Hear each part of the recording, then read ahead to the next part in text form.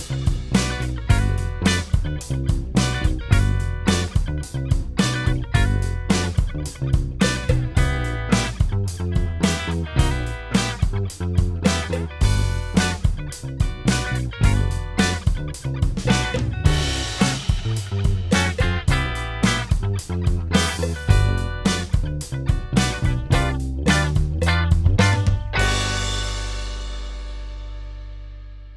everybody, I'm Anthony Ruggiano and I have a few announcements to make. Life has been good since I recovered from cocaine addiction. I'm happy to say it's been coming up on 34 years that I'm clean. I also created an Anthony Ruggiano Jr. recovery helpline, and I'm going to give you that number right now. If you need help or you know someone that needs help, please call me. The number is 855-963-2113. I'm going to repeat that. It's 855-963-2113. So if someone you know or yourself needs help, please don't hesitate to call me. And in spite of giving back to society, I've been named an ambassador to Face the Music. Face the Music Foundation is a foundation that helps people that can't afford drug treatment and alcohol treatment. They provide scholarships for people to go into treatment. They actually pay for the treatment because not everybody has insurance. So unfortunately, there's some people out there suffering from addiction that can't afford to go to treatment. And so this foundation supplies the money for treatment, which is schooling and drug prevention and recovery. And treatment is very important because in my own personal story, if it wasn't for the treatment center I was lucky enough to go to, I would probably be dead right now, because that treatment center gave me the tools to recover. So this foundation affords people those tools to change their life.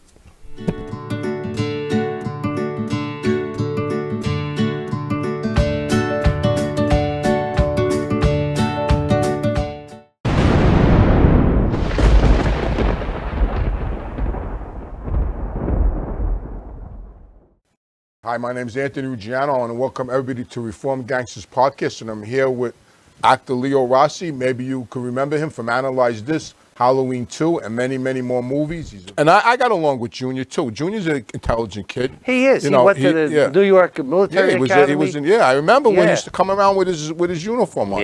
You know, people try to get me to talk bad about the father, but I have nothing bad to say about him because he was always good to me. Look, we get into judgment. You know, and you know, sure, you hear tapes, you hear this, you hear that. Okay. Like I said, I don't judge. And I don't judge. And I could identify with Junior because our fathers were bigger than life. I mean, you know, we were, you know, they were who they were when we were born. I mean, what kind of shot did we have? Like, you became an actor, you know, you went on a good path. We went on that path. I mean, he was my idol, my father.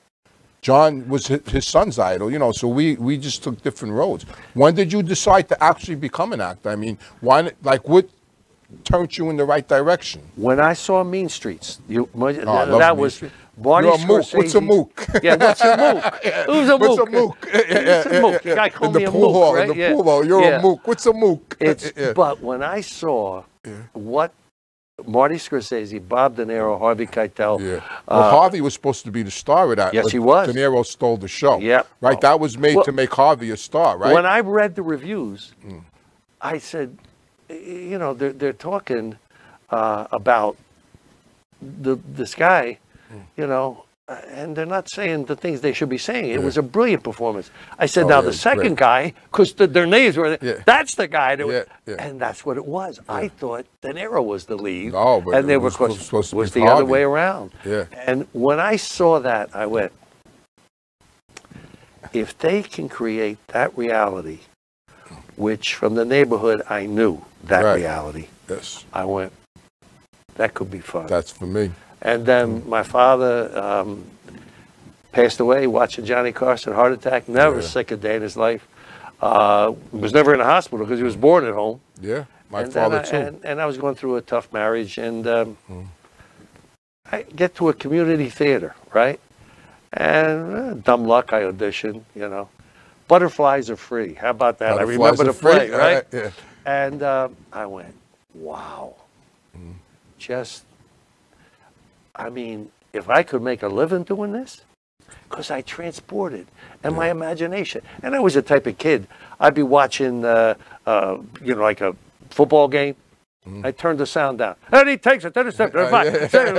In fact, I used to be a disc jockey in Philly, right? Yes, you told me that, yeah. You want to hear it? Yeah, good, yeah. Yes, it's me, your bumblebee, your uptight stinger, out-of-sight swinger. Come one, come all, gonna have a ball in the hall. I want to see your face in a place, because you can holler for $1. I'm too hot to be stopped, too smooth to be moved, too high to get over, and too wide to get around. Wow. The scene is set. The smoke has cleared, and there appears the miracle of Robinson. Smokey Robinson in the mirror. Come on, fellas. It's the Vandellas. Martha Reeves, if you please. Yeah. You know, so I enjoyed that. So I'm a bit of a ham, right? Yeah. But when I went to Villanova on a football scholarship, and they had, I played end. In high school, you do both. Yeah, offensive. Now, here's what I tell them. So when I tell people that I played defensive end, they go, is this guy full of shit? Because defensive ends now are 6'7", 200 Back in the day, we had 5- and 6-man lines. Yeah. So I was always in the up position. Right. You know, that was it, right? But like when you get into heat of competition at that level, I mean, the guys that are good are really good. Very good, yes. Yeah. Sure. In high school, yeah, okay. I was a big shot in high school. A whole different thing. You'll go into a whole thing. And I had 7 of the guys in my 4 years that went to the NFL.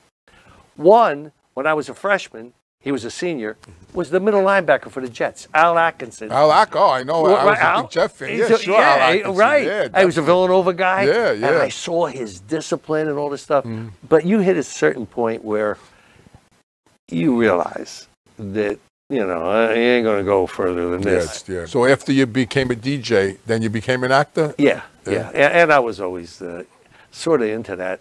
But at Villanova, the head of the drama department ended up David Rave. He did a lot of Broadway stuff. But come on, Anthony. I'm going to have the players sit in the audience. Yeah. While you're doing a play. Hey, there he is, Ross. Hey, where's Ross, your skirt? No, I can't do that. No, I can't do that. I didn't start till late, until I was about 27. So I'm saying 27 years old. I got to catch up. So they said, all right, wait a minute, now hold on. Here's the thing. You got to have a resume. I got to have a resume. Yeah. But I don't have a resume. I didn't do anything, right? You didn't do anything right? Yet, yeah. He says, well, look, this one guy, this actor, he said, you got to make one up. Do your homework, get a resume and everything. I said, all right, okay. Yeah. And I'm making up and everything. So I got my first big audition downtown in New York, you know. So I go in, and the director's sitting up, the casting director, and I'm there. And he's looking at it, and he says, oh, you did the Clifford Odets play, Waiting for Lefty. I said, yeah, I did. He said, and you played Lefty. And I said, yeah, Are you lefty? he said, yeah. You know, and he said, that must have been a difficult task. I said, yeah, I had to work hard. Lefty never shows up. That's the name of the play, Waiting for Lefty. He never shows up. I said, well, obviously, I didn't get the role. No. You know, it's been a good journey. I've been from the penthouse to the basement and back to the penthouse so many times, the elevator's breaking down. Yeah, right. You know, you became a successful actor. Your father was a legitimate guy. You know, when I decided to go into the street, and my father accepted the fact that I wasn't going back to school no more, he took me out with him one night to a bar in Brooklyn on Church Avenue. And the bar, it was a Friday night, the bar was packed. And I'm 17 years old, but he let me drink in the bar. You know, they served, I was Fat Andy's son, they never proofed me. So we're in this bar, the bar's packed. And we walk in and people are, oh, hey, Andy, how are you? And we're having a drink. And about an hour or so later, he tells me, look around. So I look around, he goes, you notice anything? I go, what? What's the matter? He goes, you notice that the crowd sort of left? I said, yeah, it did. You know, it did. It got kind of empty in here. He goes, you know why? I go, no. I said, what do I know? Why? He goes, because I'm here. I said, because you're here. He goes, yeah, because they don't know if I'm here to hit somebody, hurt somebody, abuse somebody. He goes, so he was trying to discourage me. But Leo, I was so impressed. Enamored. I thought, like, this is holy shit, I want that. I want people to, you know, I thought it was respect. I said, I was like blown away, and that was it. I was hooked. So it got the reverse reaction that he was hoping for. He was hoping that it would turn me off, but in fact, it enticed me. Like this, when I got the Gotti thing, Yeah. he goes, you know, and I was there about 3 months, 3 weeks first to start with Junior. And he goes, you still an actor? It's Pistone. Yeah. He says, what do you mean, Joe? Yeah, I'm sure I'm still an actor. He could act too. Right, right? He says, yeah. He said, don't you actors need demo reels? He said, yeah. He says, don't spend your money. The Bureau's got more film on you. Yeah, right? Because Junior had just got out. Yeah, yeah. They were all over him. They were all over him, you know. They hate him. Yeah, yeah. And I saw the vans and they're so mad that he beat those 3 cases. Oh, yeah. They said his father was a Teflon Don. Yeah. No, Junior was. Yeah. Carmine Labradozzi. I know Carmine well. Big guy, right? Yeah. He says, kid, how much you make? My father was supposed to kill Carmine Labradozzi, and it got called off the same day. I could tell you that story. Boy, and we're talking high guys up there. Carlo Gambino had a thing with him, and they were going to kill him. He used to swim every day in his pool, and they were going to kill him in the pool. And my father had to call up every hour, and finally he made the call. And at the last minute, he had the 2 guys ready to go in and the last minute they called it off. We used to run into my father. Used to tell me, you don't know how lucky he is, because we used to see him all the time in Brooklyn. You see, that's the life. Crazy. That's the podcast. It's called Deep Cover, the real Donnie Brasco, and it's Joe Pistone and I. Right. And I know Joe 25 years, so consequently. How did you get to meet Joe Pistone? How did you get to hook up with him? He was doing a movie, and I knew the director. And we came on and everything like this. And we, you know, had a nice little thing. He's from Paterson, New Jersey. Right, and he goes, yo. I said, what?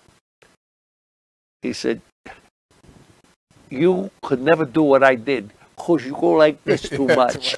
He said, you go like this. Yeah. And then Junior paid me the ultimate compliment. Yeah. At the end of it all, he said, you could do time. I have a personal question about him. Sure. Joe, does he have any remorse at all about people that got clipped after he did what he did? Well, I mean, that's kind of personal, I know, but I always worry. I was wondering about that, like, you know, Sonny Black and Tony Mirror. Dominic. I mean, guys got clipped behind that. Oh, and Lefty was on his Ruggiano. He was on his way. Yeah, but he went to prison. Yeah, he went to prison. 15 years. Yeah, died in jail. And I knew that Joe was tight with Sonny Napolitano, Sonny Black. Yeah. They used to do, he told me stories about arm wrestling and stuff like they that. Had the pigeon coop upstairs. Yeah, and they had the pigeon coop. He said, I was, because Joe was buff. He said, I would always beat him. And one morning he says, I'm going to beat you today. He said, go ahead. He said, we started, and he spit my face. A pig, he put me down. Like good move. But he really cared about that guy. Yeah. And I'll tell you, I would ask him. I said, well, you must have been tight with him. He said, I never forgot he was a gangster. Yeah, well, that's... And that he would kill me in a heartbeat. And go eat a dish of macaroni. Exactly. He said, that I never forgot. No, he would have got straightened out. I mean, they were going to straighten him out. He had the contract on Bruno. Yeah. Bruno... Anthony Bruno. Yeah, you know. Sonny Red's son. Sonny Red's son, right. I know him good. He was away with my father. Yeah. He married Jimmy Burke's daughter, Kathy. Wow. There it is. Anthony Bruno married Kathy Burke. But, you know, I said, Joe, we're going to do this. You know, we got to be straight here all the way. And I asked him, I said, why'd you quit the FBI? And we got into this whole thing with the hat and everything. But it's cool. But it's what you're doing. When I saw you, and my friend sent me the tape, and I looked, and I says, no, there's no doubt he's telling the truth. No, I am. That's number one. I mean, and I can tell because I study characters, I study people, right? Yeah. And then I said, and number two, I can feel the regret, you know, through all of the great times, the regret of, I didn't know it was that long, 14 years, you said? Altogether, 14 years, you know.